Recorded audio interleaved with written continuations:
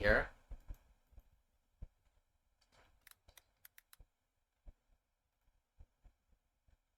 There we go.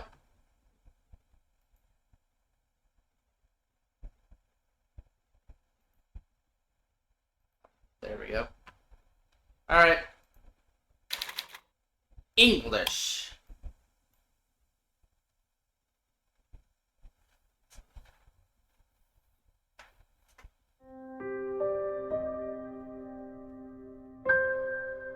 Gets so lonely here. This might be a sad one, chat. For some reason I thought the other one was sad, but no, it was just like a little horror.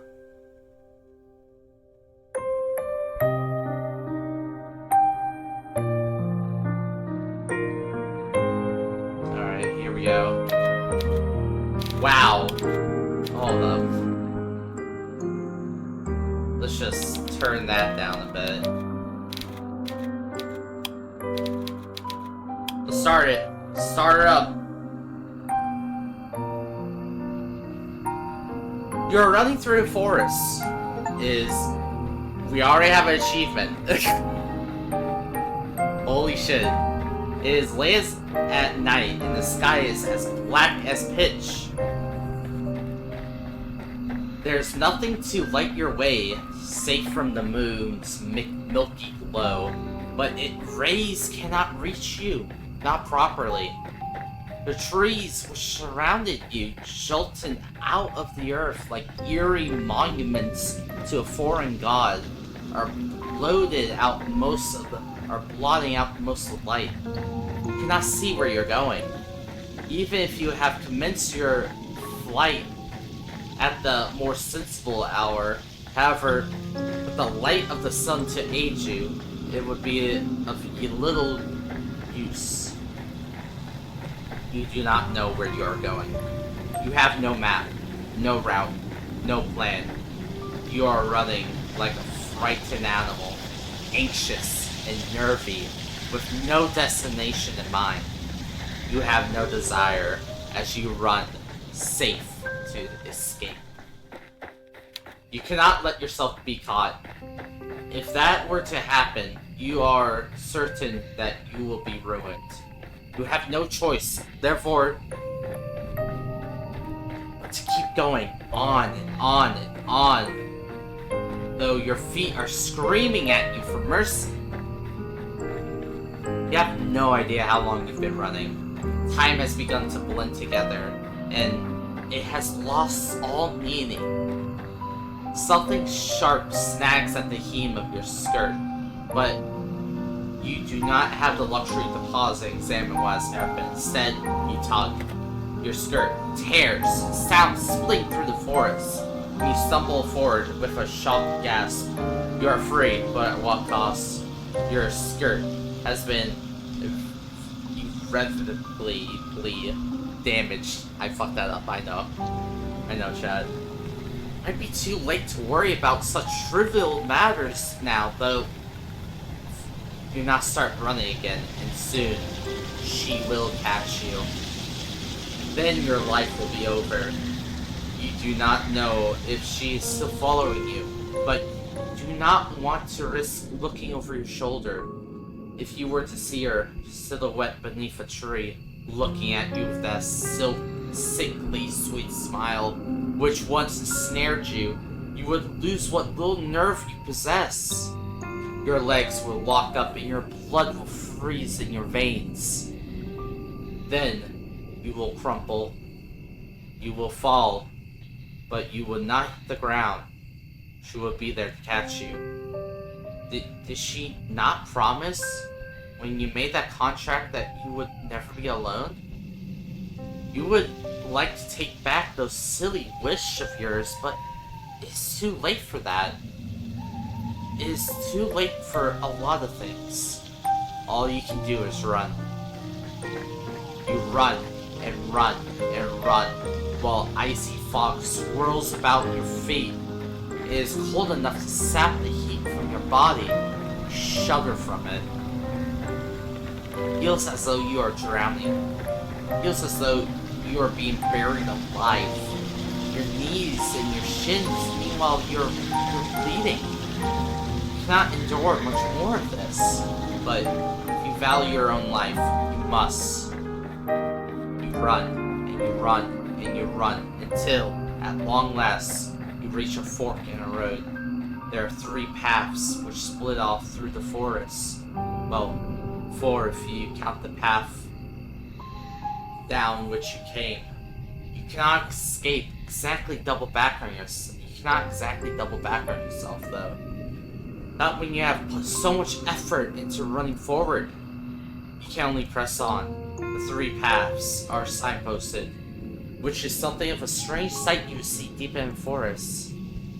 Dark though it might be, you have grown accustomed to the shadows. You can just pick out the writing on its own old, dilapidated signposts. Curved and slanted though it is. Your fate, if you will forgive me for sounding cliché, is in your hands. Now, I wonder, which path would you take? Go to the village. So you want to go to the village. Good idea. Let's see what further trials await you there. The night is far from over, as much as you might wish it was, and there's still much and more to discover. I wonder what will happen next. You follow the path which leads to the village, supporting yourself on weary, aching limbs which feel ready at a moment's notice to snap at the knee beneath the burden of your weight. The soles of your feet are screaming at you. You need to lie down quickly. You only hope as you continue to run that you will find a suitable residence in which to rest at the village. You do not know what will await you at the village, but you have visions as you run of a quaint, scenic settlement, all thatched cottages with sloping roofs. Surely there will be a kindly peasant who will be willing to put up with a young runaway for a few nights. You can imagine, too, the face of this kindly peasant from the fairy tales you read in abundance as a small child. She will be broad-shouldered, ruddy-faced, dull brown hair, cramped beneath a cap. Her arms will be sturdy from many years of washing clothes, milking cows, but she will be kind to you and compassionate, just like a mother. You do not know what mothers are like. Hardly ever spoke to yours. You are only guessing. You are not a complete fool, however, despite your tendency to daydream, and you do have a few reservations. Peasants do not, as you know from your ferocious reading, have much money, nor do they have much food. It might be hard to convince a resident of the village, even the kindly washerwoman of your fantasies, to take in a complete stranger. Still, you must try. That is all you can do, really. So you run to the village. It takes some time before you finally emerge from the woods, but finally you manage. How much time, you ask? I cannot answer that. Did I not say that time had begun to lose all its meaning? The forest behind you now, at least, and all the awful nightmares which dwelt within it, is still cold though, still foggy. It is still dark too. The sun has yet to rise. You can see the moon more clearly now, though, as it hangs above your head, round as any pearl or orb or crystal ball. Moonlight shines down upon the village, nested among the hills like a diorama. Hope anew bubbles within you. You have finally made it. Surely not, but your salvation awaits you. You follow the winding path, dirt path to the village, looking this way and that. But your hope, such a precious, fragile thing, soon begins to fade. The village, up close, does not look half as welcoming as you imagine. There are cottages yet, but they are in a state of disrepair. There are holes in the roofs, holes in the windows. Most of the doors are tightly shut, but others are gaping open. The kitchens belong them, even darker than the night sky which shrouds you. There are no lights on in any of the windows, and neither can you see any people, somniacs like you, at them. You cannot hear anything either, beyond the sound of your own footsteps and a low, mournful sighing of the wind. The village is quite quiet, eerily so. It is immediately obvious, even to the naive girls such as yourself, that something terrible must have befallen this village. You know before you try your luck at one of the houses that nobody will answer you. There will be no kindly, red-armed washerwoman to welcome you here, no matter how much you wish for it. But that does not stop you from wishing regardless. Your knuckles rap smartly against the wooden door. Your efforts soon prove, however, to be in vain. There's nobody here to hear your entreaties. How very sad. You try another door, then another, but results is the same regardless of how many doors you rap upon. Nobody answers you. How could they? There's nobody there. Once again, you found yourself all alone. At least you found some dwellings in which you can rest your weary head. Will you utilize one of these cottages for your purpose? Nobody's here. Might as well, but no. An abandoned cottage is not what you were looking for. You'd far rather have companionship, would you not? Bravely, you swallowed your tears. You wiped your eyes with the back of your arm, in a well-practiced motion, and then inhale. You square your shoulders, and you keep on going. Surely the village cannot be completely deserted. There must be one person here, at the very least, who can help you. This is what you are thinking as you resume your search.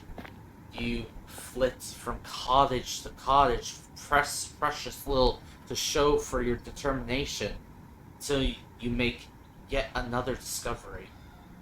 The village, with its squat thatched cottages bathed in the moon's glow, has a church. Well, of course it has a church. The villagers who once dwelt here were not godless heathens. Not that their faith did them all that much good in the end. Still, the sight of the church soothes your overtaxed head. You were so focused on your fantasies of a kindly washerwoman taking you in, you did not pause to entertain the fancy of a kindly nun doing much the same. All hope is not lost. You approach the church, which seems to tower over you despite it being so humble. The church is a small one, but it is stout and sturdy. It must be, for it has withstood centuries, forever standing, sentinel, on this hill, like a relic from the bygone era. The church does not have any stained glass windows, but it does not need them. Even without more luxurious trappings, the church still exudes an aura of dignified solemnity. The stone building is fringed by a sizable graveyard, one which occupies the rest of the hilltop and some of its sloping sides. The graves which have been planted by generations of wardens are hewn from a similar stone to that which the church walls are made of. Some of the gravestones are shaped like lozenges, while others shaped like crosses. A handful of headstones are even shaped like angels, though these are far between. There are very few people in a village such as this who can afford such luxurious final resting places. You look at the tombstones with an almost childlike curiosity, forgetting in your examination of the visceral, heart-rending fear which gripped you as you ran through the forest. You are not out of the woods now. You have subconsciously already begun to relax. Try to read the names hewn in the myriad tombstones, but it is dark. You are tired, and some of these graves are very, very old indeed. You strain your eyes, but you do not have much lurk in this endeavor. Oh well, such superfluous details are not important. You eventually tire of examination of graves in turn. This graveyard is an expansive one, unusually so, given the village itself is so small. How can it boost so many corpses? There's so much to explore. You walk around the perimeter of the church, casting your gaze first here, then there, then everywhere, consumed as you are by your immense, all-encompassing curiosity. And as you do, you see her. She looks like an ordinary girl, small, scrawny, just like yourself. But she is much, much more than her unremarkable appearance might suggest. For some moments you observe her, hiding all the while in the shadow cast by the church, like a furtive lizard leaning against a rocky edifice to shroud itself from the sun. There is no sunlight here, though. There is only the night sky, the stars, and the moon.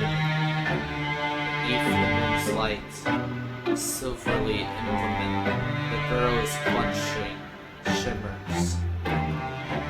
It takes you a few moments to see what it is that the girl is clutching in her hands. It is not until you see her manipulate it, its sharp edge biting the earth, that you understand it is a shovel.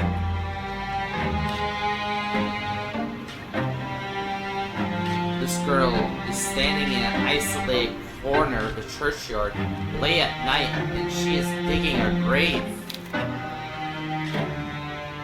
Well, I suppose she could always be digging a hole for the sake of it, but her work seems much too precise for this to be a result of mere whimsy.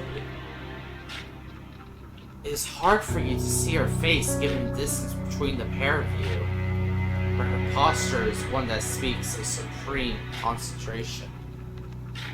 She moves slowly, mechanically, like a woman on a mission, driving the end of her shovel into the earth over and over. Her motions are regular enough to be repetitive. There is something hypnotic almost in the manner in which she attends this task. Should you risk interrupting her? Do you dare? You get the feeling that she would not appreciate it. The shovel in her hands, meanwhile, is rather hefty. If she wished it, she could cause you no small amount of damage with it. Cold anxiety makes your skin prickle. You do not know if you should risk speaking to her when she, in her dark cloak, with her shovel. It's so very strange. But what do you have left to lose? You have come to this far. It would be folly to turn back now. It is with this thought in your mind that you decide to approach the strange girl. Your footsteps are quiet. You have grown accustomed to slinking around like a cat, but they are not quiet enough. The girl's senses must be finely tuned, because she blinks. Then she turns. Your eyes meet, and once they do feel your breath catch in your throat.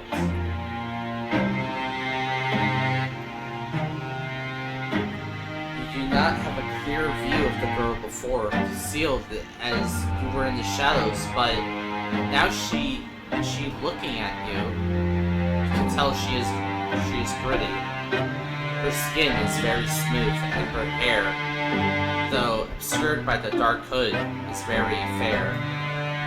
Her eyes, meanwhile, are clear, cool blue, like ice. Those eyes of hers, which are large with unease, are fringed with very long, fair eyelashes. She looks as though she stepped out of the pages of a picture book. She is simply too perfect to belong in this world. Perhaps she is some kind of vision, a waking dream, a hallucination. But no, she is none of these things. The shovel she is clutching in her hands looks solid enough, its pointed tip glittering wickedly in the moonlight. You steel yourself, expecting, perhaps, some sort of outburst, but the tension soon drains from the girl's slender shoulders. Her fingers, which once were gripping the handle of their shovel tightly, relax. Her lips curl upwards at the edges. She is smiling. What a smile it is. It is transformative. When she smiles, she looks radiant, angelic almost. Hers is a smile that is so suffice light that your eyes begin to prickle from it. You're so relieved. You almost feel as if you could cry. It would not be the first time you have wept during this night, and neither would it be too surprising if you did. You've been through a lot. You must be exhausted. The girl holding the shovel seems to realize this, because she bridges the distance between you cautiously, as one might approach a skittish cat. Then she says, in a rough voice which does not match her dainty appearance, "Oh, she does live in a rural village. What were you expecting?" "Oh, it's so good to see another person. I was afraid I was the only person left alive, the only one in the whole world." Now this is quite a effusive greeting. Her introductory speech is riddled with exclamation marks. She's rather more personable than her apparel would make one suggest. You, a well-bred young lady, cannot help but feel overwhelmed. It's your turn now to be on your guard. Anxiously, you observe the girl with the shovel and ask her what she means. What happened? "Oh, did you not know? There's an awful lot you do not know. So much, in fact, fill in a whole encyclopedia. Not a whole lot, no, a whole library." You shake her head, ashamed at your ignorance, and the girl frowns. "You must have been from around these parts. I guess I should have known. This village is a small one. Everybody knows everybody else." The girl's expression falls. At least they used to, back when there was still people to know. That ain't the case now, though. Not after the plague. There was a plague? That would certainly explain why the village, when you walked through it, was so quiet. Did everybody else come to this mysterious illness? That's right. It's just me here now. I've not seen another human being in a long, long time. It gets so lonely here. Now that is an interesting turn of phrase. catches inside your head like a bird. Have you heard it before? You do not have much time to ponder this, however, because the girl takes a step towards you. Oh, but where are my benders? They must have gone rusty after being on my own for so long. My apologies, miss. You look like you've come a long way. You say you were a traveler, yes? And your hands are very cold, just like ice. Would you like to come inside? Maybe have something warm to eat and drink. My home's small, I'm afraid. My food ain't nothing fancy. But I'll be more than willing to share. It's not every day another girl stops by, especially not one as pretty as yourself. I'm feeling very blessed. The girl laughs, a carefree, airy sort of laugh, which does not match your initial impression of her. I thought when we saw her among the graves that she would be more distant somehow and more mysterious. Perhaps you're mixing her up with somebody else. You're still unsure if you can trust this girl, but her invitation is appealing. It's much more appealing, certainly, than spending the night outdoors in the cold, kipping on the graves. Were you a romantic poet?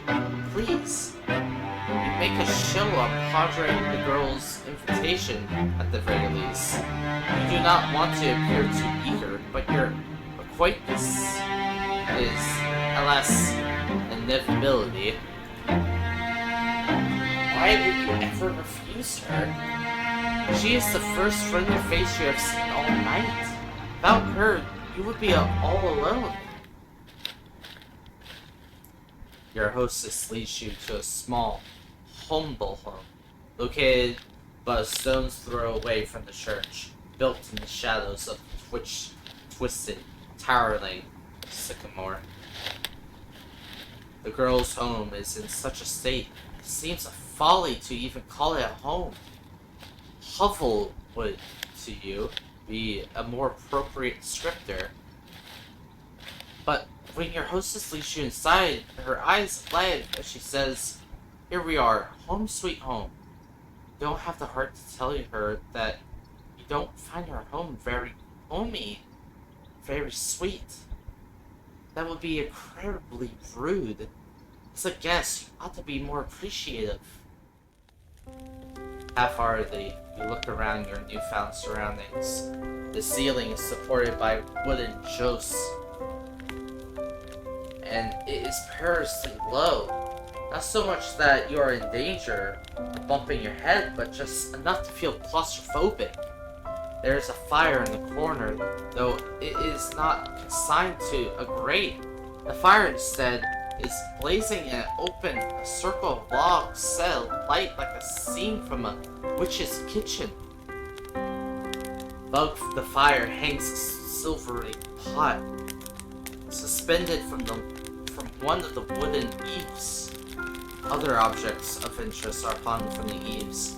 Iron implements you take to be cooking utensils, various orbs, strips of meat left to cure. The smell of cooking fills the air mingled with the sharp, sour scent of unwashed bodies. How, you wonder, does your hostess clean herself? You do not see a bathtub anywhere, or perhaps she does not possess one. The girl's home is unremarkable in every regard, but it is, you suppose, spared of nothing. At least there's a roof over your head, and food to put in your belly. The girl looks to the pot, suspended over the fire, which she gives a stir with the ladle. Then she brings the ladle to her lips to taste whatever concoction she was brewing with the night. You can only hope that she is not like the Beard Sisters from that famous play, brewing up broth of finny snake fillets. Yes, I think it is just about done, the girl says, to nobody in particular. She sat sat the ladle down, back into the pot, then looks up to you and smiles. Do you want some? It looks as though you've come quite a long way. You must be hungry. Those words are like music to my ears, even more divine than the trumpets of God's most loyal angels. You're so hungry you could eat a horse. Not that there are any horses in the immediate vicinity. You express your interest to your hostess, who smiles in response. Thought you liked the sound of that, hee. Just give me a few minutes.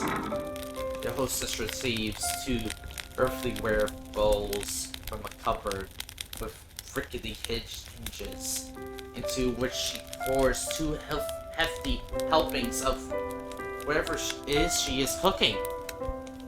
This she serves with bread, which is so hefty it could be used as a murder weapon. It's not much, I'm afraid. It's only soup and bread. It should take the edge off your appetite, though. You thank your hostess for her hospitality, your stomach rumbling all the while. Soup does not look like anything you would typically consume, but the soup's poor presentation does not dissuade you. It's true enough that people eat first with their eyes, but when one is hungry enough, one becomes obliging enough to eat almost anything. Why else do you think that people, when stranded upon desert islands, will resort to cannibalism? Humans are creatures of necessity.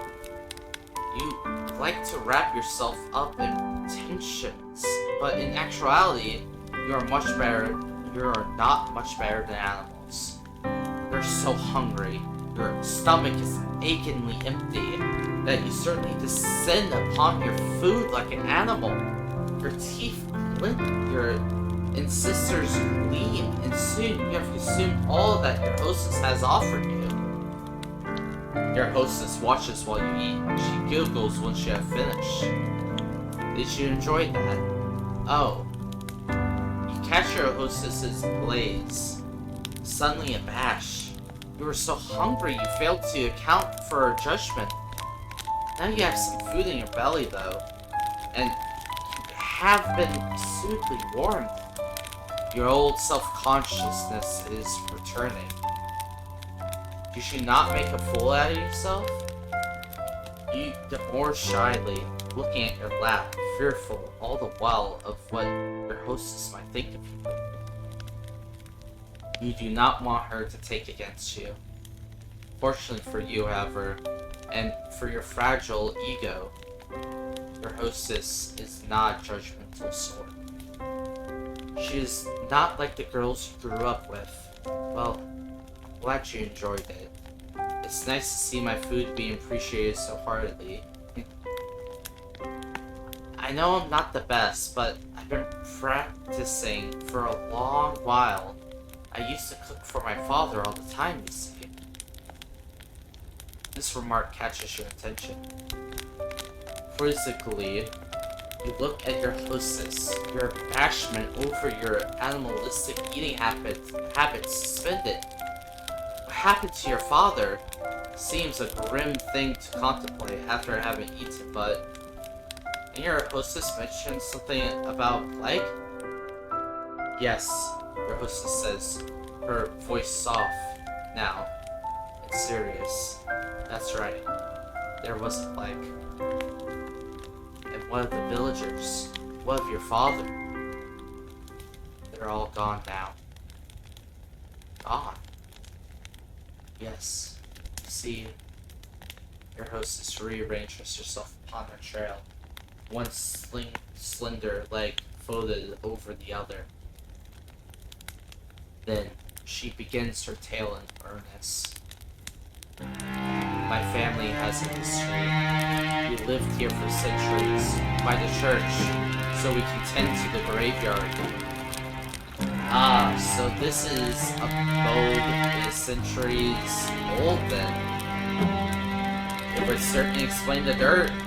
My father used to prepare bodies for burial back when he was alive, he built the coffins, he dug the graves, he lowered the coffins into the dirt. I know it might sound like an awful job, but somebody's gotta do it.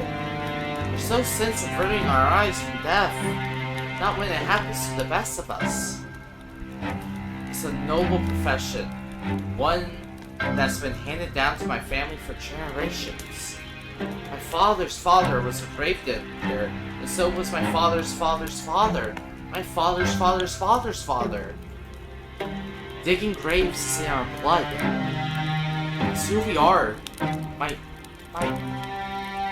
was a surprisingly pretty speech coming from a girl who lives in the countryside. A girl who is without much in a way of education.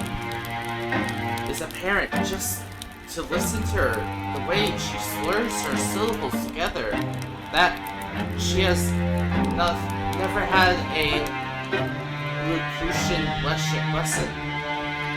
Not like you. There's determination, however, to her, and her pride in her genealogy, which gives her a respectable aura. Cannot help but to be impressed. So you ask your hostess, does that make her one in a long line of gravediggers? Yes, your hostess, the gravedigger, says. That's about right. No, I was never supposed to be a gravedigger myself. It's not a woman's profession. That's what everybody says. My father didn't mind that, though. He taught me everything he knew and then some.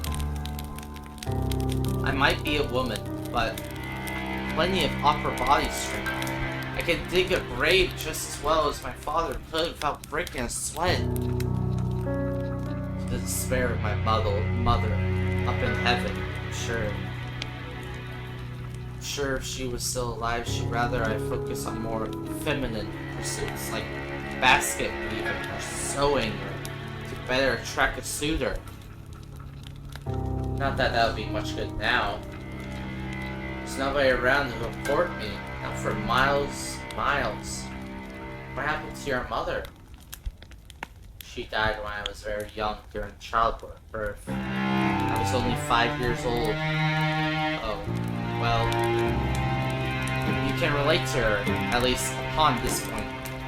Your parents are not dead, at least, not as far as you're aware, but you have not seen them in an awfully long time. They sent you away as soon as you were old enough, and they never once bothered to check up on you. For many years, there have been no letters, nor any visits. You offer the gravedigger your condolences.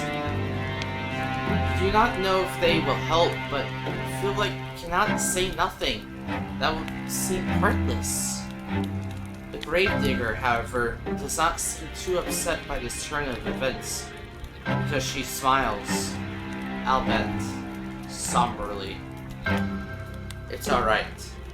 It was ages ago.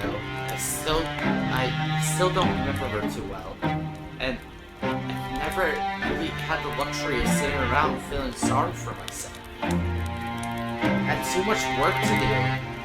Around the house, you ask? That too. I was the oldest child, so it was my job, after my mother died, to manage the sweeping, cooking, and looking after all my siblings too. You blinked, intrigued, then glanced about your hostess's humble lodgings. You do not see any siblings in the immediate vicinity.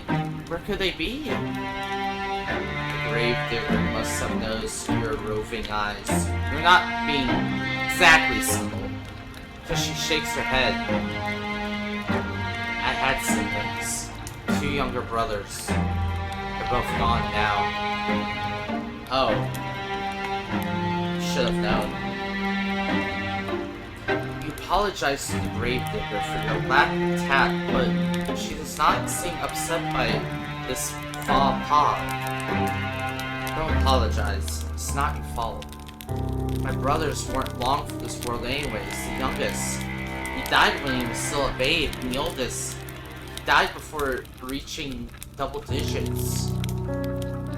I was upset about it at the time, of course, but I've come to terms with it. Life's a fleeting thing in this wicked old world. That's something you learn in this trade. Digging graves, I mean. I've dug graves for the elderly and the infirm, but I've also dug graves for the young babes still in their swaddling clothes. That's the nature of death. It comes for us all in the end. No matter how old we are, no matter how much money we have, no matter how good or bad we've been. It's a great equalizer. So I've heard. A chill creeps down your spine as you listen to your hostess's speech. She is not wrong, but the inherent mortality of all humankind is not something I wish to contemplate. It's just too disturbing. For the longest time, my family was a small one. It was just my father and me, but that was fine. That's how I liked it. I was very happy even if our lives weren't the best. I've never had any fancy clothes to wear, can't dine on the finest foods. In the grand scheme of things, we ain't anything that's special. I've always felt otherwise. I thought I was blessed. We knew hardship, of course, and famine, but that's just the way life is around here. When food supplies were low, we always helped out one another. I had my father, but I also had the rest of the village. We all looked out for one another. And things always worked out again. At least, they did. Until the plague happened. Yes, she's mentioned the plague. You've been wondering when she was going to return to that topic. Suppose that the plague is the reason that the village was so devastated, so fairly empty.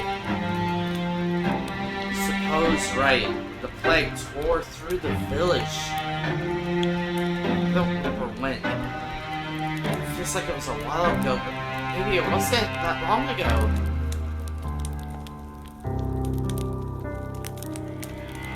It feels like I've been on my own for centuries, but Hostess' eyes begin to cloud over.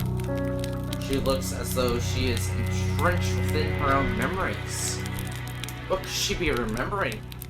You have never seen the plague before, though you have heard of them in your history lessons. Your history professor was quite enthusiastic about the subject. She talked about piles of dead bodies stacked upon the streets, and stacked up in the wooden carts come to take them away. No shortage of epilogue. She was a strange woman, the history professor. Plague came on very suddenly. There was no warning. One day, everyone was fine. Next, they were all dead. It was with no small amount of anxiety that I prayed for her. Then you ask, worriedly, surely they could not all died? Is that not an exaggeration? Oh, if only. I wish I was exaggerating, but it's the truth. Honest to God. People in the village died, one after the other, just like that. I saw what the plague does to the people firsthand. My father was one of the first people who caught it. I think one of the bodies which came through that buried was padded. Not that I know for certain, I'm just guessing still. My father didn't have an easy time of it. His skin turned all blood, gray, clammy. He complained of a horrible fever. There were night sweats and stomach cramps. And then there were the boils. The boils? pustules. They were the size of eggs, and they were filled with pus. When they burst, they stunk. The whole house was full of it. The stink of death. The wise woman of the village came to see if she could be of any use, but was no good. My father was too far gone already. Then she took one look at him, lying on his deathbed, and she shook her head. She said she didn't want to get any closer. I can't say I blamed her. It was a ghastly sight. I didn't appreciate it at the time, though. It felt like she was turning her back on us. I wished her ill. I remember that after she left. Until a few days passed, and she felt sick too. Then, I felt bad for cursing her. I couldn't help but worry if it was all my fault. It's silly, I know, but... Gravedigger closes her eyes. She seems to squeeze her lids together until her lashes melt like flecks of fallen snow. Her shoulders, which are very slender, are shaking. She looks as though she might at any moment fall apart. It wasn't long after that the rest of the village fell ill. They all had the same symptoms as my father: clammy skin, fever, boils. The boils grew, and then they burst. Then they died in screaming, stinking agony. My father died too, only 3 days after he fell ill. But I think even that was 3 days too many. I didn't want my father to die, of course. I did everything I could to help him, but it was all pointless. None of my herbal salves had any impact. I didn't make a blind bit of difference. All I did was stand about his bedside telling him it'll be alright, until his eyes sank into his skull like 2 black stones, and his mouth dried out. During that last day before he died, he might have been a corpse already. He didn't look at me. He didn't speak. He just laid in his bed with his eyes closed, groaning. I never wished any ill on my father before, but during those moments Gravedigger squeezes her hands, which are resting upon her black-clad lap to fists. She trembles. Then, in a voice throbbing with awful emotion, she says, "I wish you'd just die." Well, based on her anecdote, it does not sound like she had overly long to wait. I wonder if she would consider that a silver lining. No, perhaps not. Gravedigger is still shaking. She will not cry, will she? We hope not. Awkwardly, we look at the Gravedigger. We are not sure how to soothe her, but we know must make some sort of effort, even if it's a token one. You shift upon your chair, which feels very cold and hard beneath your thighs. Then, say, very softly, that you are sorry. It is not much, but it is all you can think of saying. You had thought, initially, that your situation was comparable to that of the Gravedigger, but you cannot see that this is not the case. Her suffering has far outstripped your own. Not that suffering is a competition, of course. Your apology feels inadequate to your ears, largely because it is. But the Gravedigger seems not to mind it. She is very big-hearted, that girl. To smile at you so, no matter how foolish you might be. Do you really deserve such kindness? Oh, again, apologies. It's alright, like I said. You didn't cause any of this. I'm not upset at you, I'm just recounting what happened is all. I do wonder, though, why I never fell sick myself. I thought I was gonna die, so I already prepared for the Reaper to come and take me away, but he wasn't interested. Maybe he already satiated his appetite on all the others. Or maybe he thought he'll have to leave me alive for practicality's sake. My father, but who else would tend to the dead? I was the only person left by the end of it. So I had to bury the people of the village. They're all resting peacefully now, under the earth, where the plague can't reach them. On the one hand, I'm happy for them. They were able to escape from all the suffering. When I think about all the people I've lost, though, Gravedigger tenses, then she sniffs. When I think about the kindly washerwoman who helped me scrub the mud and dirt from the clothes. Aha!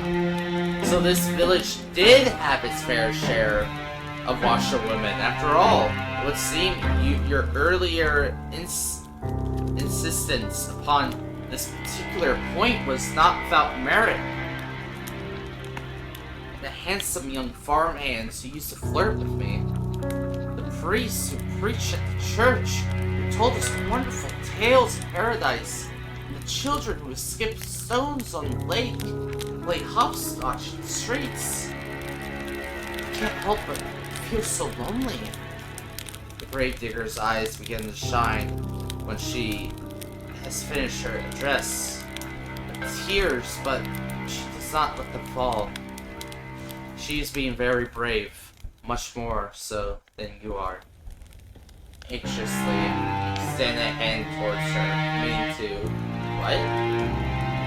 Give her a hug?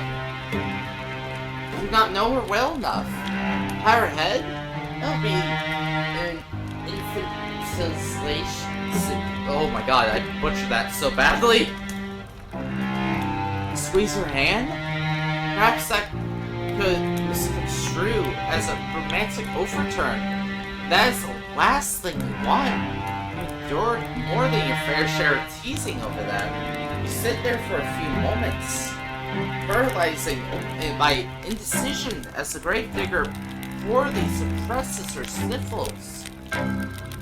In the end, you let your arm drop back to your side. Your hand rests upon your lap, as useful as damp kindling. You do not know what to do.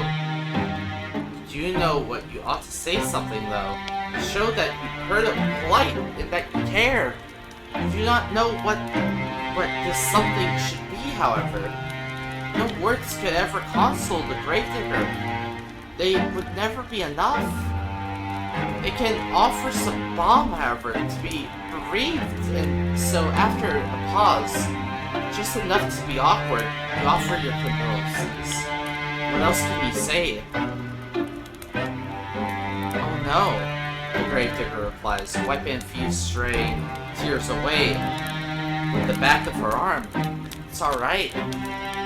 I've grown used to it, really, being on my own. I mean, it's so bad, really. And I'm not alone, at least. I met you. You'll keep me company, won't you? Well, can you say that you aren't callous enough to trample this poor girl's hopes, are you? You know full well yourself how awful that feels.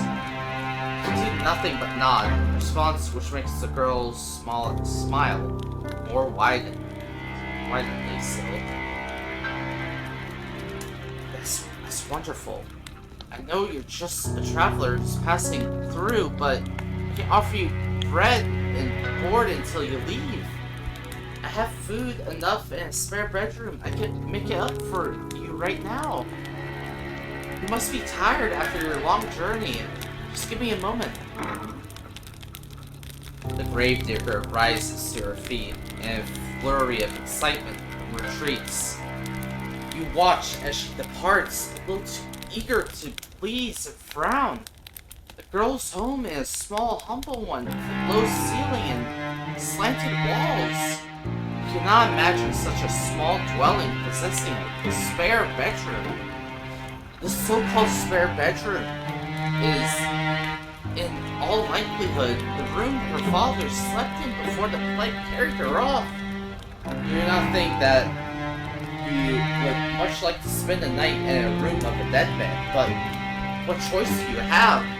You're tired, wretchedly so. Why is it all you can do to keep your eyes open? While you were running through the forest, desperate to escape your pursuer, you had no thought in mind beyond finding a safe sanctuary in which you could recuperate. Now that you found said sanctuary, it would be unreasonable to find faults with it. You ought to learn to be more thankful for what you have. There are many, many people in the world with less. You rise and follow the gravedigger when she has finished her preparations for her so-called spare bedroom, which is every bit as cramped as you feared it would be. At least there is a bed, which comes as something of a relief. The rest of these lodgings are so humble you were half expecting a straw pallet. As tired as you might be, you cannot lie to yourself. You have no desire to sleep among the hay, like an animal. The sheets of the bed are clean too. In fact, discerned with a cursory glance. So you will not be expected to sleep upon the sweet, soaked, linoleum, plague-ridden man after all. This really is your lucky day. I got you this too, the gravedigger says, somewhat shyly, as she hands you a folded gown to sleep in. I thought it might come in handy. Your own clothes are a little shabby. She can say that again. Your skirt is covered in mud and your hem is torn and ragged.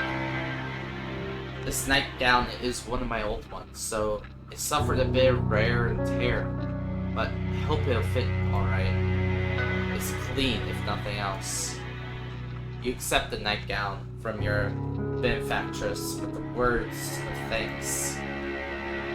You want to sound appropriately appreciative, but you cannot mask your fatigue. Weariness overcomes you. Yawn. In fact, the gravedigger does not fail to notice. Oh, begging your pardon. I don't want to keep you. I'll be making myself scarce. If you need anything, though, don't hesitate to ask. I'll be happy to help. The gravedigger bows her head to you like a drudge and hurries off, closing the door behind her with a thud.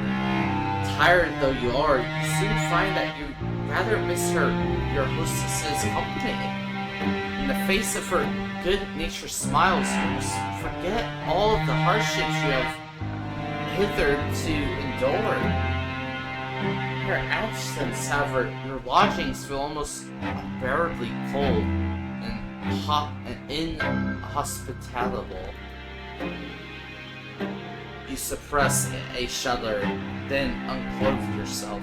You work as quickly as you are able, but fingers are cold and they fumble with the buttons of your blouse. It takes you more time than you would like to complete this endeavor, but soon you have your shirt and skirts.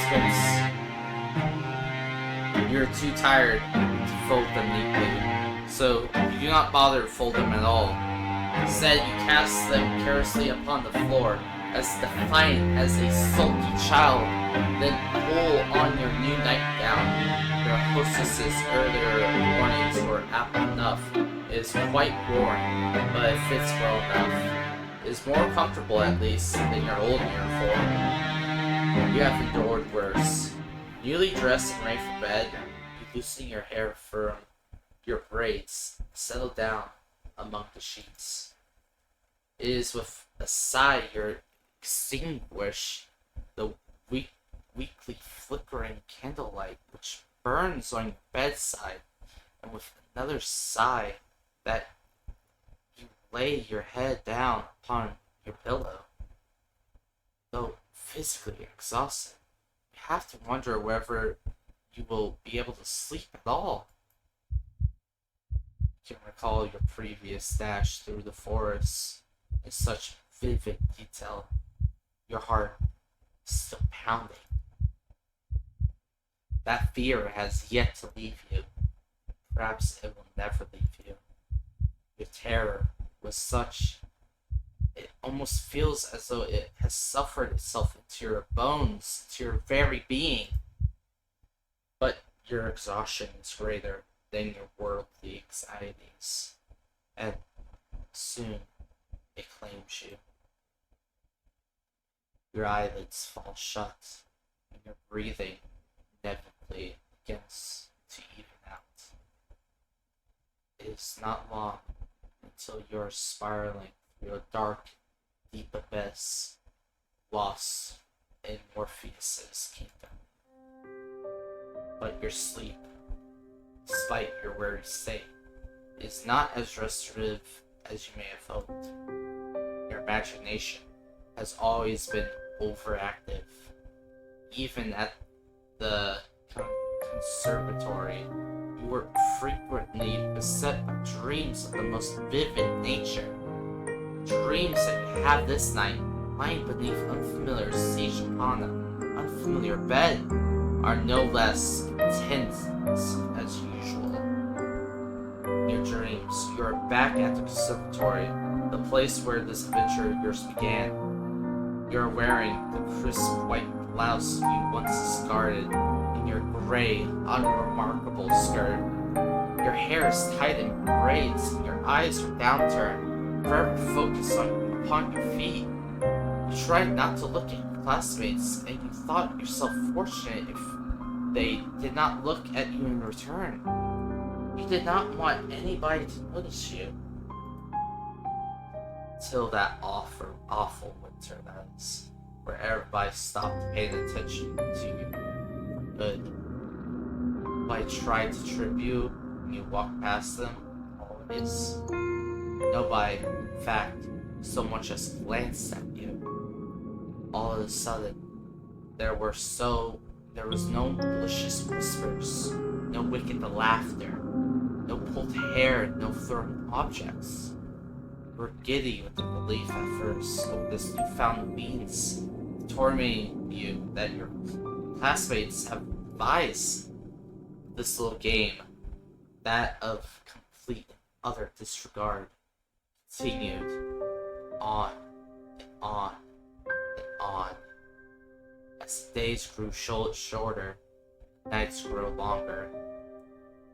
Oh, alright, brother, it's bedtime for me. Have a good rest of the stream. No worries, I will.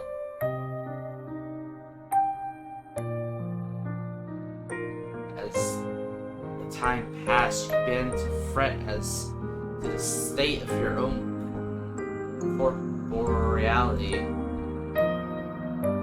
But anybody still see you? Do you even exist at all?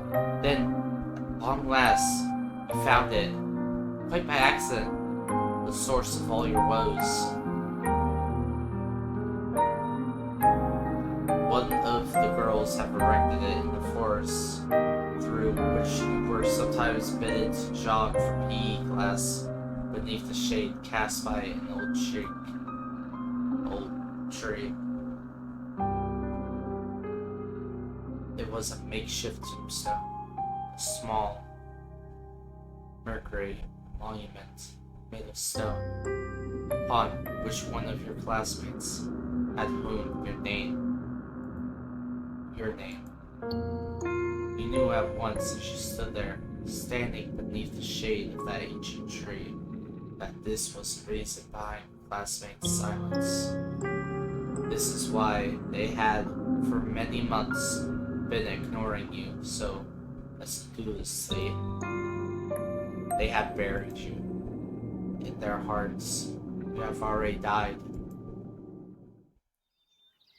Your eerie dreams notwithstanding, you sleep more comfortably than you anticipated. When you awake the following morning to the sweet chirping of the bird song, you feel well rested, a bit woozy. Your head is aching. There's nothing, however, that a hot cup of tea cannot fix. You stumble into the kitchen in your night clothes, your hair loose, and your feet bare, and the gravedigger turns to you. She looks at your face, which is pasty, and your under eyes, which are dark, and exclaims, in the manner of one accustomed to solving problems, not complaining about them. Oh, you look awful. I think you need something warm to drink, and maybe you need something to eat too. Let me get started on breakfast. And that is exactly what she does. She gets started on breakfast, which proves to be quite the simple affair. Nothing like the luxurious food you were accustomed to in your past life. Bread is hard enough to break your teeth on, and the cheese is a bit too strong. It is food all the same, though. You do not complain. Your stomach was beginning to grumble. The tea is inoffensive, at least, and you drink it gratefully. You thank the gravedigger girl for her hospitality, and she smiles at you in return, a sunny smile, like a field of blooming bellflowers. It's not a problem. Don't hesitate to ask me if you need anything else, she says, words which come to symbolize your relationship. You stay with the gravedigger for many, many more days, and limited though her means might be, she always tried to help you. The gravedigger sets you chores about the house to keep you occupied, a fact for which you are grateful. You need to do something to keep your mind off your frantic flight through the forest. You can almost forget about it now, during the day. During the night, however, it returns to you. The sound of your feet against the foliage, the swirling fog. When you sleep, you are assailed by nightmares. Sometimes you awake after midnight, the sheets twisted around your body and your mouth gaping open in a paroxysm of fear. Though you try to tell yourself otherwise, you are still afraid. Being with the gravedigger makes you feel less so, though. Particularly when you are sweeping the floor, or keeping an eye on the bread loaves so they do not burn. You attend to most domestic chores, while the gravedigger concerns herself with the work she knows best, that is, digging graves. Her dogged persistence when it comes to this pursuit intrigues you so much that you cannot help but present a question to her on one particular morning when the sky is festooned with clouds. Why, you ask her, perhaps a touch insistent, do you continue to dig graves? There's nobody left, after all, to dig them for. You have always been practical, and cannot see the point in it. What's the point in it, The gravedigger ponders while holding her precious shovel to her chest. Fortunately, she does not seem upset by your question, despite its bluntness. You should count yourself lucky, her temperament is so very classic. I don't suppose there is any point to it, really, the gravedigger eventually says, with a smile. I know it doesn't have any particular purpose, but, well, digging graves is what my father did. He showed me how to do it so I can continue his legacy. My father wanted to keep our family traditions going. I suppose I want to do the same. That's all there is to it, really. That's all, is it? You think you can understand that? Though your companion's actions might appear to be illogical, there is a kernel of reason nestled amongst them. She does not dig graves out of any sense of purpose. She does it instead out of sentiment. Besides, I have to do something to keep myself busy, don't I? If I spend my days idle on my own, I think I'll go mad. Gravedigger laughs at this, as though the prospect of her own madness is amusing. Her laugh, despite her slender stature, is not particularly delicate. It reminds you, perhaps unkindly, of the braying of a horse. You're ashamed of thinking such a thing, though. Your face flushes with the guilt of it. You cannot all be well-bred young ladies, you know. Still, the laughter of the gravedigger, as it echoes through the gray, gloomy sky, is strangely desperate. It sounds forced. Your smile, too, it is a touch unnatural. This grin of a corpse. Fine, despite your attempts to return her laughter with a light giggle, you cannot help but pity her. Retreat indoors briefly after you talk to the gravedigger, then set about some simple chores. The gravedigger trusts you well enough to manage sweeping the floor, a task that doesn't take particularly long, and preparing of the meals, a task that takes slightly longer. It is not much later, however, once the sun has already sunk beneath the horizon, and the moon is high in the sky, that the gravedigger returns from the outdoors. She is windswept after many hours exposed to the elements, and there is dirt cake beneath their fingertips. The gravedigger removes her cloak, which she hangs by the door, and then she looks to the pot suspended over the fire, a fire which you stoked with your own fair hands. The scent of cooking food, that of garlic and onions, fills the air, suffusing the interior of the kitchen in a homey aroma which makes your stomach rumble. Taking stock of this, the gravedigger smiles at you, a toothy smile, which, despite your status as a lowly peasant, is surprisingly clean and bright and white.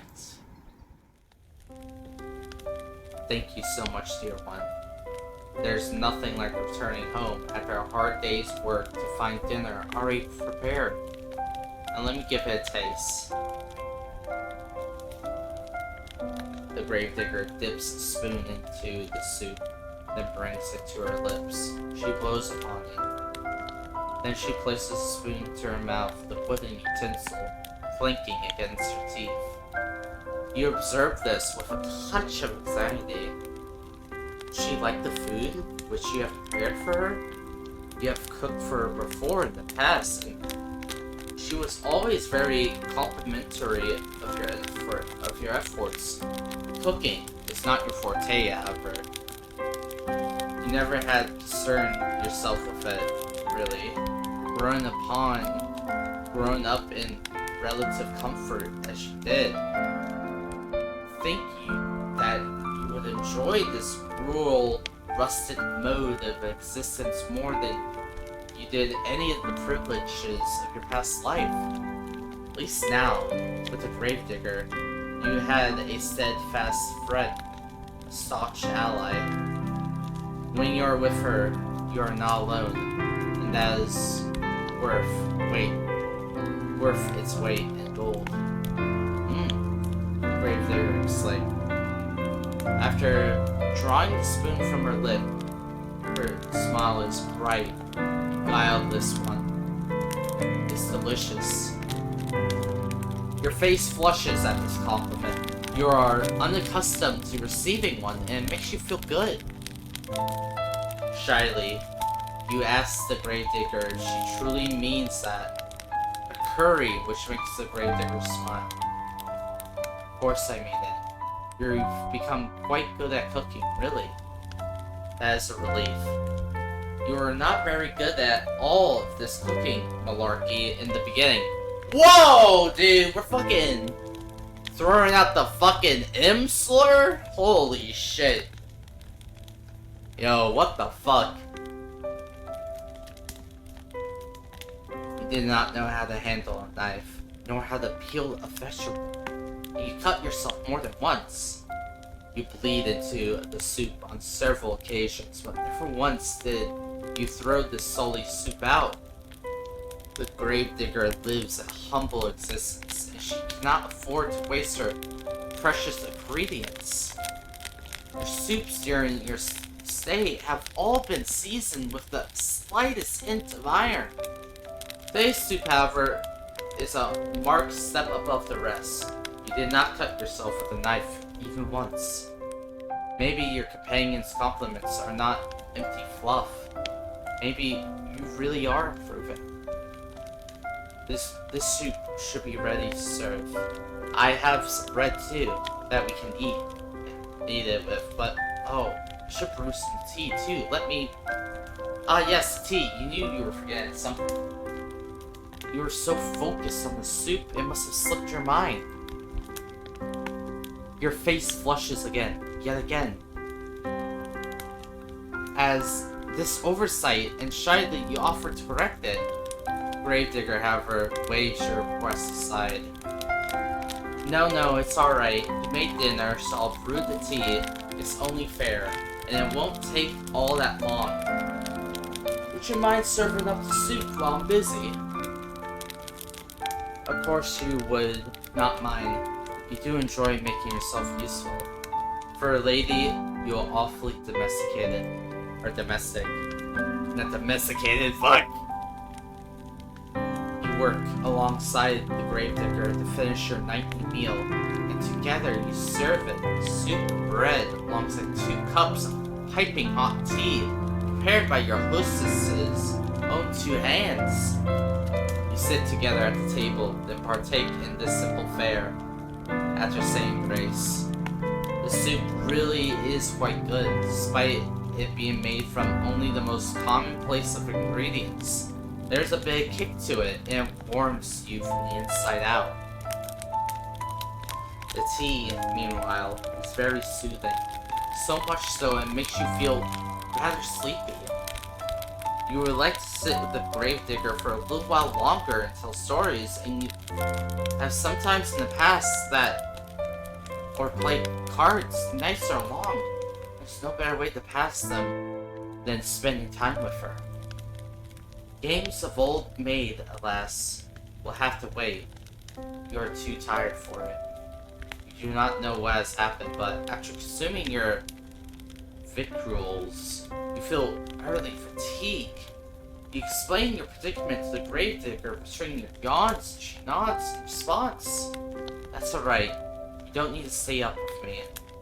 Not if you ain't up to it. You should head off to bed and rest that pretty head of yours. You do not think you are particularly pretty, but you presume that the gravedigger is just regurgitating a phrase to you. She does not truly mean it. How could she?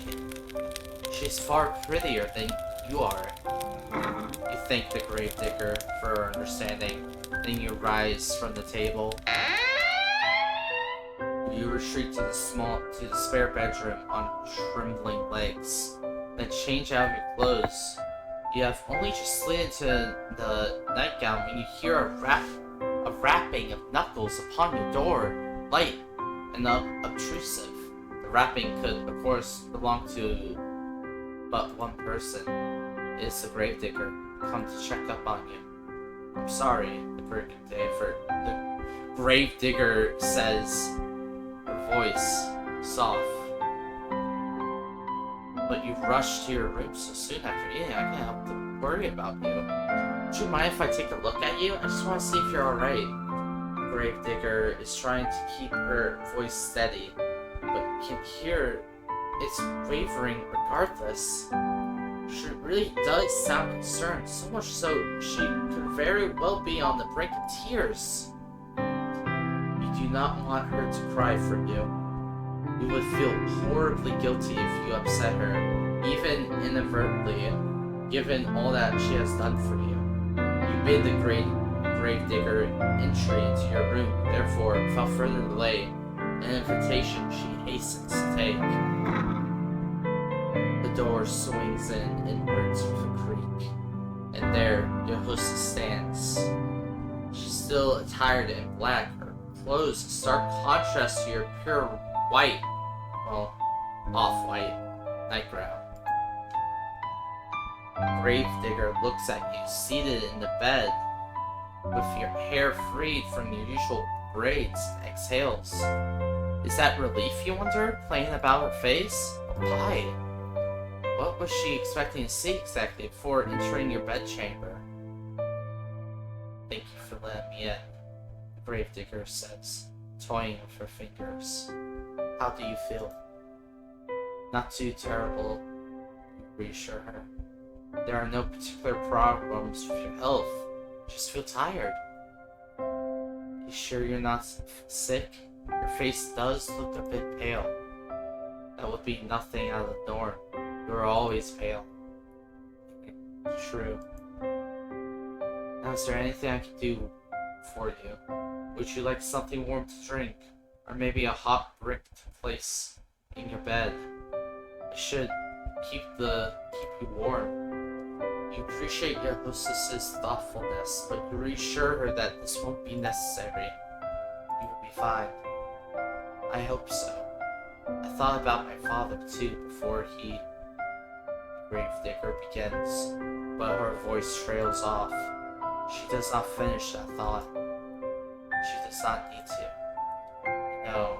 Now, what she was thinking of before she entered your bedroom. Cold, clammy skin, sweaty brow, ranked, oozing pustules. You think upon these symptoms, which are eerily similar to those recounting during the Great Plague, which once beset your own country, and you shudder. If you don't want anything, then I'll be on my way, the gravedigger says. But before that, this was just a fancy on my part, but I was wondering, would you mind if I brush your hair for a little while? Hair? That's alright. It's such a pretty shade of red is all. I just thought, well, it's just fancy, really. You don't have to let me, not if you don't want to, but I thought it might help you relax if you're feeling under the weather. I've heard it's supposed to be soothing. That is what the gravedigger says, but you have a distinct feeling that she is the one looking for solace here. She is not quite so selfless, perhaps, as she would like you to think. But she has been so very good to you, and has done so very much for you, that you do not want to begrudge her this small self-indulgence. You rather think she deserves it. You agree, therefore, to her request, and upon doing so, you are certain you've made the right choice.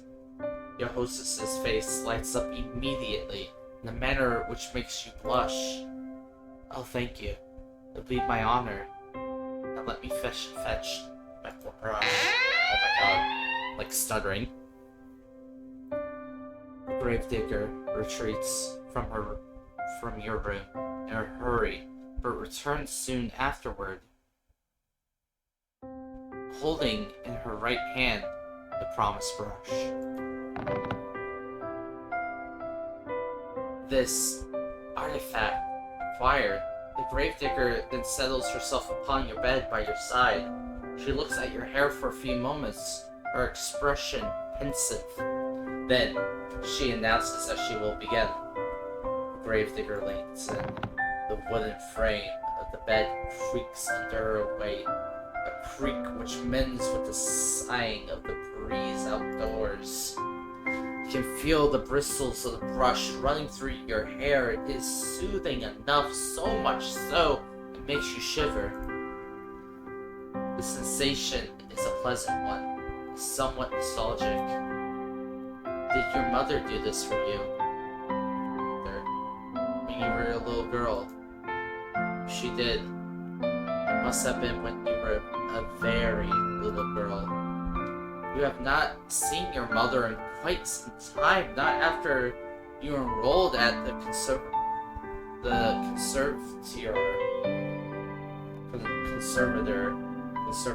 Oh my god, why am I fucking conservatory? Fuck, Chris. Oh, you have such lovely hair, dear one. It's soft, just like silk. Not at all like mine. Mine is so coarse. This gentle voice draws you out of your vague, half-formed remnants. Sounds as though the gravediggers lost nostalgia of her own because her voice, when next she speaks, is dreamy. I think my mother used to brush my hair like this for me, back when she was still alive. It must have been a long time ago, though. It's funny, you think, as the bristles of the brush continue to slide through your tresses, that you and the gravedigger should both be reminiscing in tandem about your respective mothers. Perhaps there is something maternal in the act of brushing one's hair, which is wont to summoning forth such images. I would not know, personally. I cannot remember my own mother at all. I don't think I like having my hair brushed very much, Gravedigger continues, her breath warm against my exposed nape of your neck. My mother used to complain that I squirmed too much. Can't remember that. She always told me to sit still, though it wasn't my fault. I squirmed. She used too much force. Now, this is curious. Sounds as though the reminiscences of the gravedigger are not particularly fond after all. She not get along with her mother. Can't rightly say, the gravedigger replies in a somber sort of voice. I was young, like I said, when she died. I really don't remember her too well. But I don't think she ever had that much time for me. She was too busy with all the cooking, cleaning, and looking after my baby brothers. But she had time enough, despite that, to just brush my hair. She did what she felt she had to do, to make me look presentable. Not that it really worked. I wasn't like the other girls in the village, you see, who liked to sit indoors with their mothers and sew. I always liked the outdoors. My father said I inherited that from him. Ruefully, Gravedigger smiled. Not that you could see it with your back facing her. My mother said I wasn't very, well, maidenly. She didn't like that I always traipsed around outside after my father, watching us conduct graves. She said it wasn't appropriate, like I was some sort of princess wearing a fine dress. The grave digger snorts. I used to get muddy, yes, and maybe I get burns in my clothes and knots in my hair, but it shouldn't matter. It's not like I ever had any hopes of marrying a prince, no matter what my mother said. But still, she hoped. She had a lot of hopes, my mother. High hopes. I think she might have resented my father, maybe, for working such a manual job. Our profession is an honest one, but never made much money. I think my mother was hoping for fine jewels, dresses, and I don't know. She always had ideas. Her head was full of fairy tales. It was a shame, I suppose, that her reality didn't match up to what she wanted. It didn't match up to what she wanted. The weariness in your friend's voice is unmistaken. So much so, you want to console her. What would you say, though? Never met your companion's mother. You never will either. Her cold in her body has been lying in the graveyard, buried beneath a tombstone for over a decade, and have no way of asserting whether your companion's mother truly cared for her. You have intelligence enough, however, to understand that poorly thought out condolences can cause more harm than good. You would not like it if people tried to reassure you that, of course, your father loved you really. If he loved you, then why did he send you away from your home? Why did he never send you any letters? You know he was worried about his finances, but that seems a poor excuse to pretend that his only daughter didn't exist. As for your own mother, meanwhile, she was nice, at least you think she was, but she was woefully ineffectual. Though she was nominally an adult, she always grieved before your father's judgments.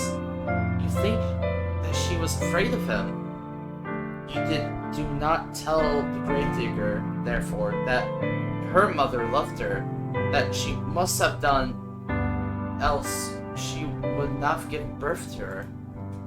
Instead, you sit there, letting the brush run through your hair, and you say quietly that you understand. Sometimes you feel like a disappointment yourself. Well, the gravedigger says after a pause, I'm glad I'm not the only one. I guess that happens to all of us. Guess so. Parents are only people after all. While one would hope one's parents would be kind and attentive, they too can fall victim to caprices of their own. Just because one has brought a child into this world, it does not mean one will be able to take care of it properly. Not all parents are responsible, just as not all people are responsible. It is a painful subject. Oh well, it's alright if my mother never liked me, or even if she never loved me. I know my father did. That's all that matters. He was always there for me, no matter what. Your companion's voice catches in her throat. She winces. At least, until he wasn't. He died. I didn't do a thing to help him. Your companion's shoulders are beginning to shake. You still cannot see her, but you can feel her body convulsing. You can sense her loneliness rolling over in waves. It is all-consuming like the waters of a deep, dark ocean.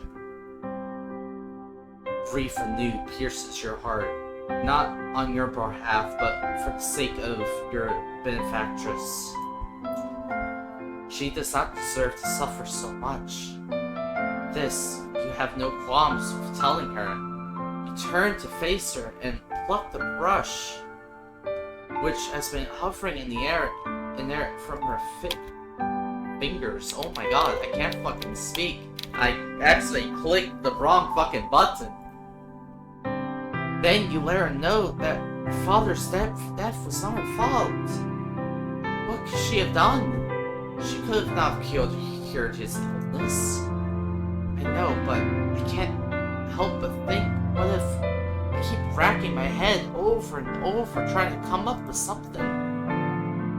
I can't think of anything, and even if I could, it's too late. He's already dead. He's dead and buried. I buried him. And now I'm alone. She might have been alone, tell the gravedigger, but she isn't now. Not anymore. How can she be when you're there?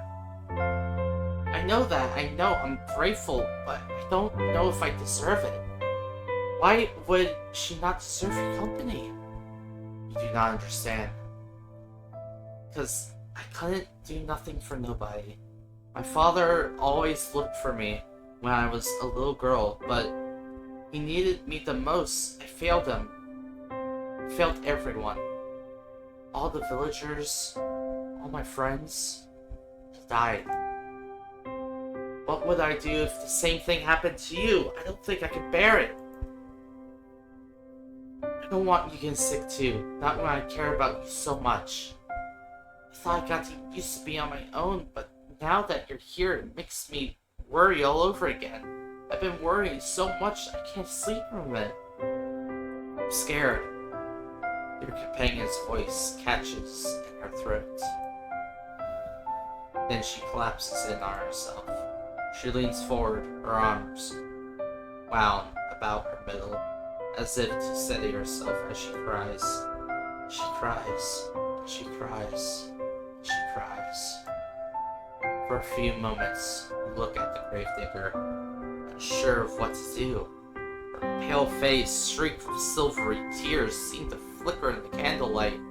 Shoulders, which seemed too slender to bear the cumulative weight of all sorrows she has endured, are shaking.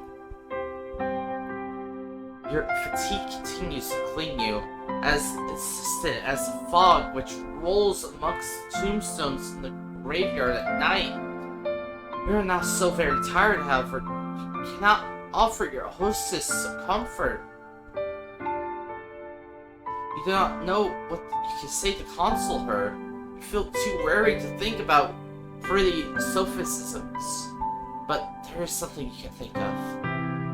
You would not typically be so bold, of course, but you are tired enough for once to throw caution to the wind. That and the tears of the gravedigger are awfully arresting.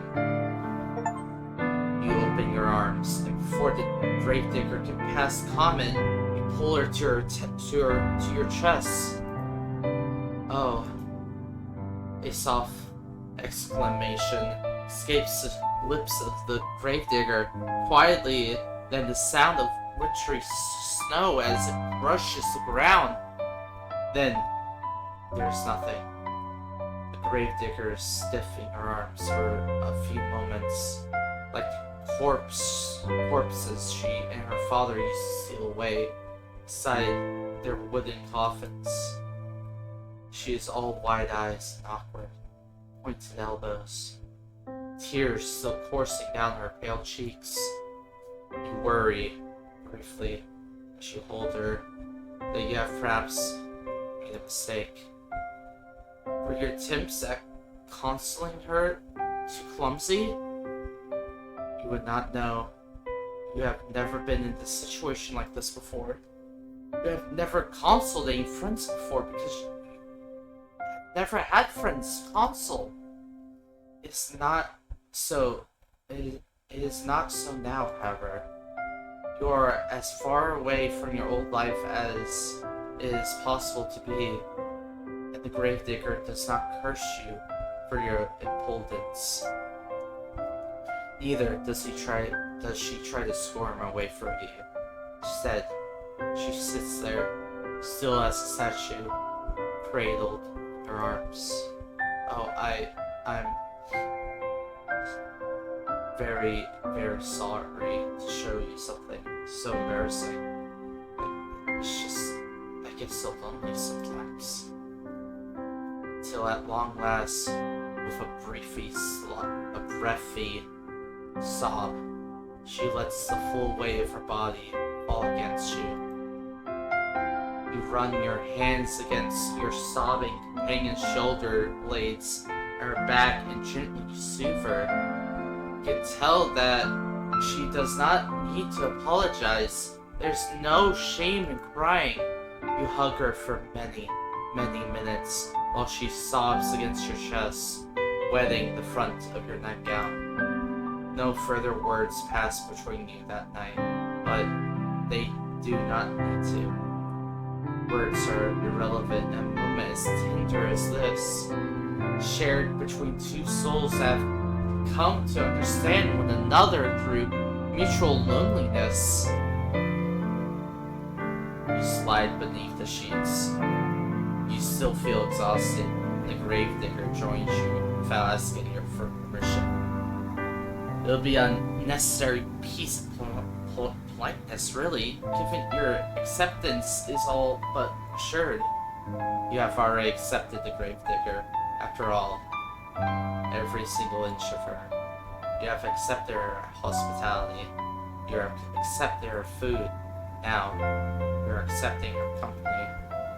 You arrange yourself beneath the sheets, then draw her body to yours. The gravedigger has not yet changed into her nightwear.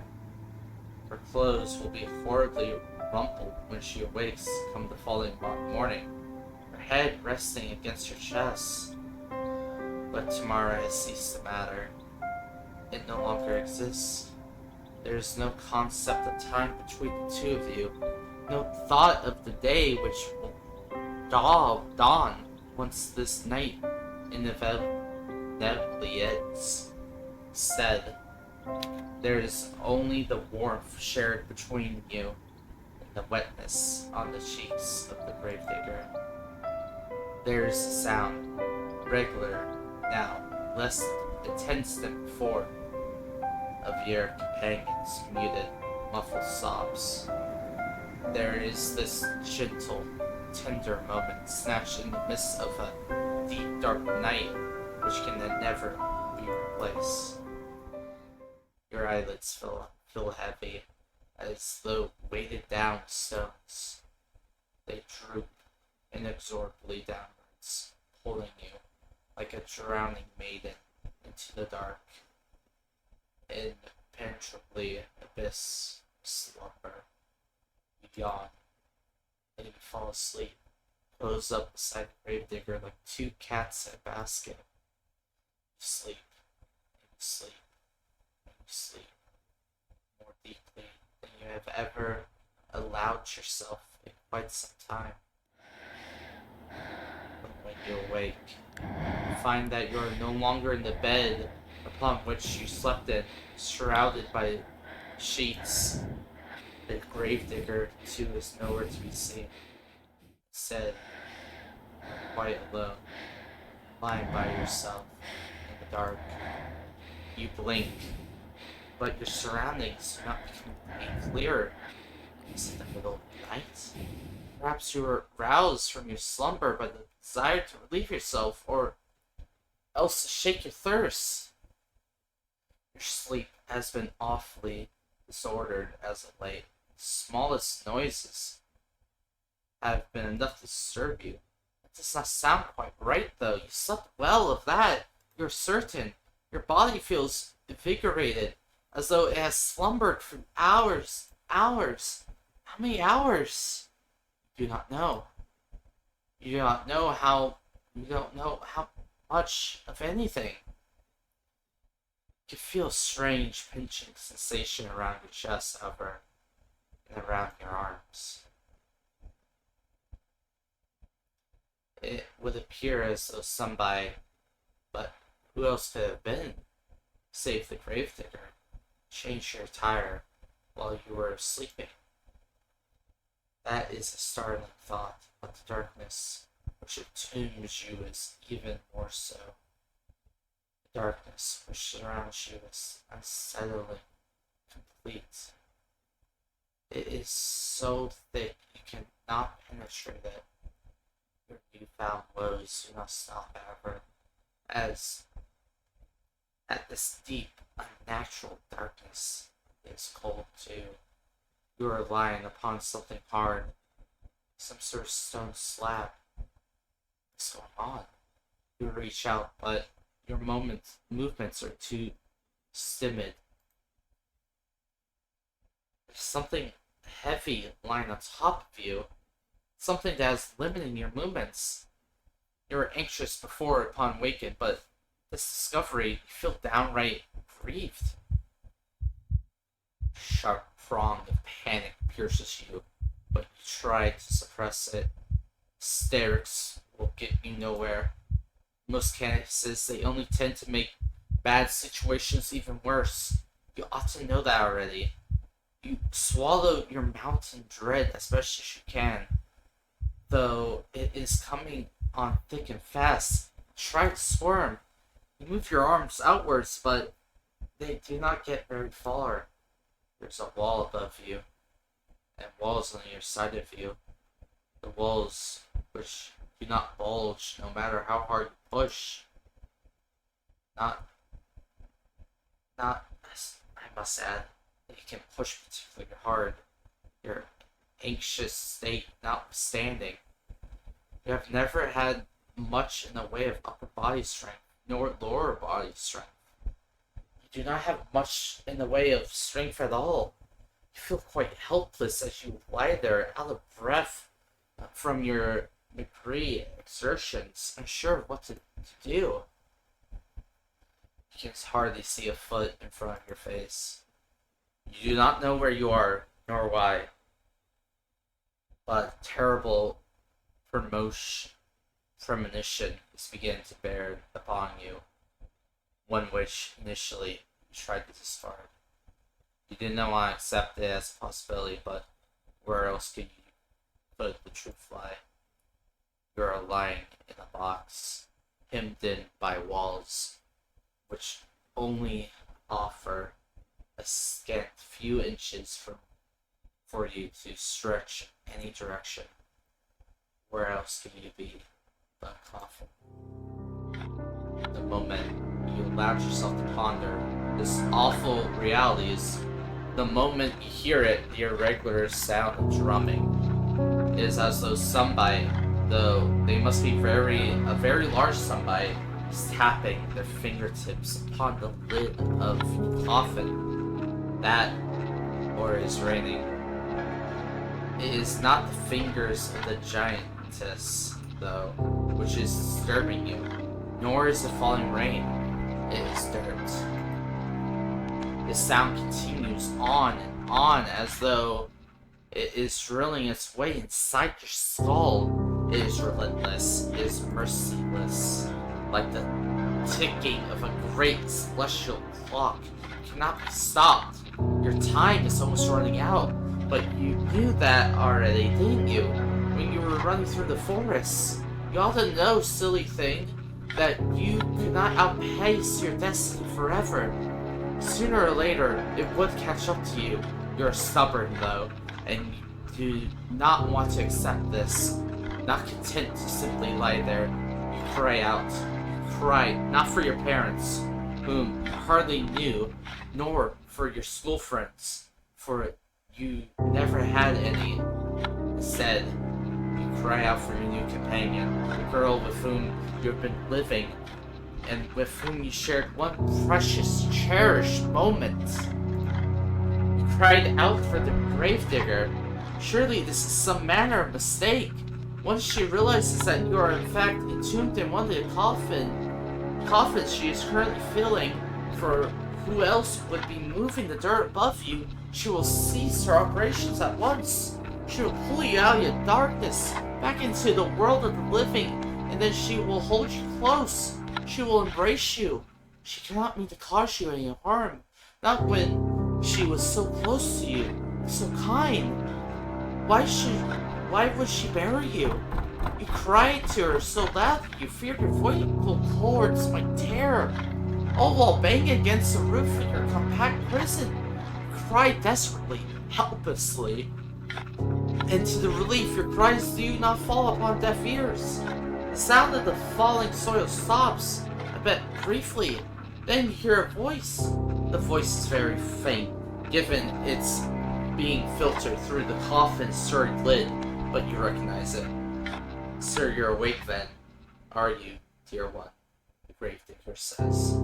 She sighs, and she says in a perplexed sort of voice, Now, that is a pickle. I was hoping you'll be asleep a couple more hours. So the last time we spoke could have been on better terms. If you keep screaming like that, I'm gonna feel bad. Your companion's words, though distant, are unmistakable. You are so tense you are attuned to every single syllable, and each of them makes you gasp. Was this not a mistake then? Does he truly mean to bury you alive? You present this question to the gravedigger as best as you can, trying to keep the tremors from your voice as you do. Perhaps you think, in your optimism, that if you do not let her know how afraid you are, she will reward you for your bravery and let you go. If this is what you're hoping, though, is in vain. That's right, you really do catch on quick. So it appeared she really has committed to the task of burying you. What an unfortunate turn of events. Why though? Why did she do such a thing? You thought that she was your friend. We are friends, the gravedigger said, her voice still wordily offhanded. Wordily empty. I'm very fond of you. There's nobody dearer to me than you. I've had a really good time with you these last... How long has it been again? I don't remember. Neither do you. Well, if this little detail has slipped both your minds, it can't be all that important. You have another thing that you worry about. If you really are friends, you say to the gravedigger, then what does she hope to gain by burying you? You do not understand, but understand her reply even less. Well, here's the thing, the gravedigger says, in a reasonable sort of voice, as though burying somebody alive could ever be thought of a reasonable action. I've been digging graves for a long time, see. I cannot see. It is too dark. But you affirm that you do all the same. Well, I was digging all these graves, but I've not had anybody to put them in. Not for ages. It was rather sad. You think you know where this train of logic, twisted though it is, might be going, so you do not interrupt her. You know no good will come of it. All you can do for the present is lie there and listen. I was thinking, I'd never find another person buried in this godforsaken village. Now after the plague messed everything up. I was getting desperate, until you came along, that is. Now that I have somebody I can bury, I'm not gonna let the opportunity pass me by. I'm sorry. This is part of my job. It's what my father taught me to do. It's all I know how to do. I buried my mother. I buried my father. I buried all my friends. Now, I'm gonna bury you too. It is sound logic, in a sense. As a daughter of a gravedigger, digging graves is her job, but something about it rankles you. If only you could put your finger on it. Yes, there is a bit of flaw for reasoning, is there not? You are not dead after all. You might not be dead now, the gravedigger says in response to your ingenuity, but you will be, if given enough time. I mean, everybody else I know, I've ever known has died. Who's to say you wouldn't be next? Seems rather more likely that you will die, and quickly, if she persists with her poorly thought out plan of burying you. Your coffin is not very large. If affords you precious little space. Eventually, if trapped within it for long enough, you will run out of oxygen. Then you will suffocate. That, or you will starve to death. Either way, your demise will be a slow, painful one. You are unsure which death would be worse. Though, given how precarious your situation is, you do not wish to expend the necessary energy needed to ponder it. You need to plead with the gravedigger, and quickly while she is still here. You tell her, tearfully, that you would not leave her. Why would you? You try to sound as convincing as your disordered nerves will allow, but the gravedigger remains unmoved. You say that, she says, but how can I know you're telling the truth? I thought you said you were a traveler, that you never stay put in one place for long. You'll get sick of me for long, then you'll leave me. This way, at least, I can assure that we'll always be staying together. If I bury you like I did the others, well, never be far apart. I'll even took care to put you in a nice spot, close to my home, so you're only a stone's throw away, really. Isn't that nice? Privately, you think that the gravedigger has a different conception of the word nice to you. You do not say this, however. You cannot say much of anything, because the panic has begun to set in it. It is choking you, stopping up your throat so you can only cry. You scream, you beg, plead, but it does little good. The gravedigger is already buried her mother. She has already buried her little brothers. She has even buried her father, whom she loved above all else.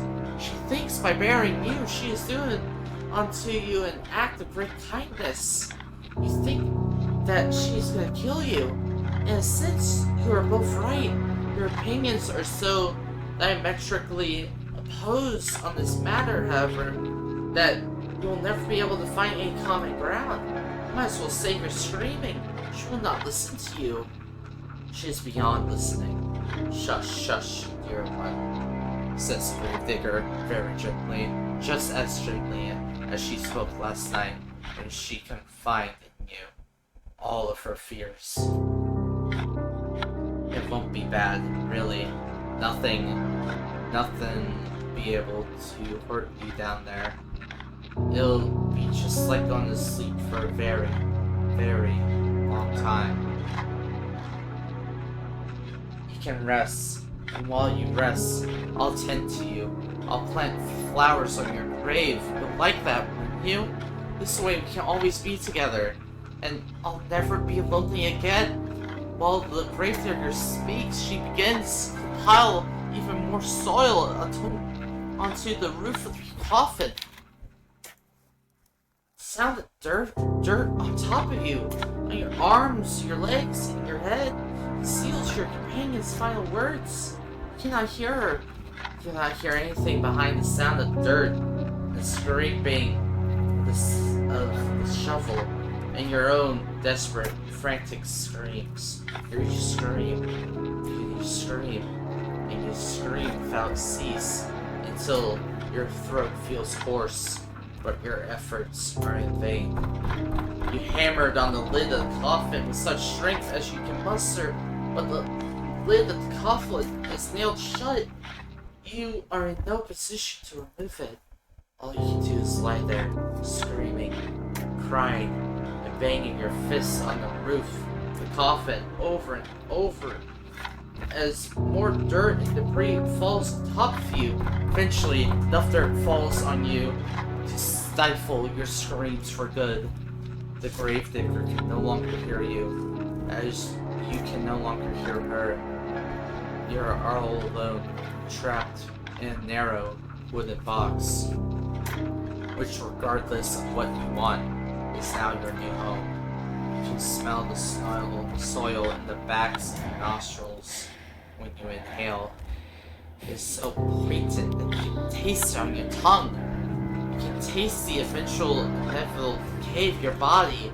You will remain trapped here underground forever and ever.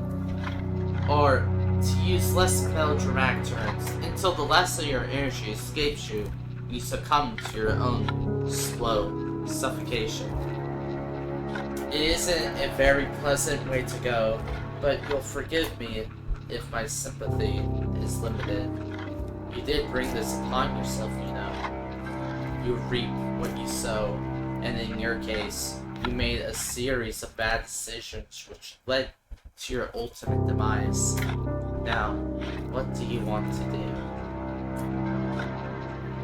Will you accept this fate of yours and rest in peace, or will you try to fight against it?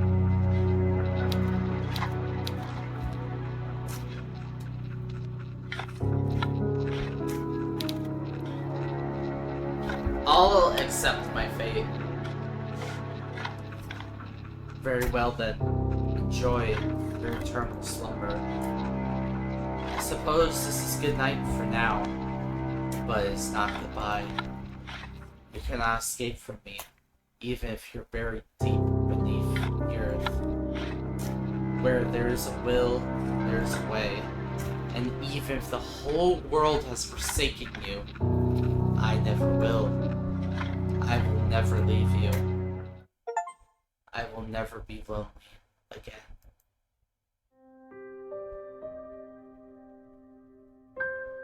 Holy shit, that was wild.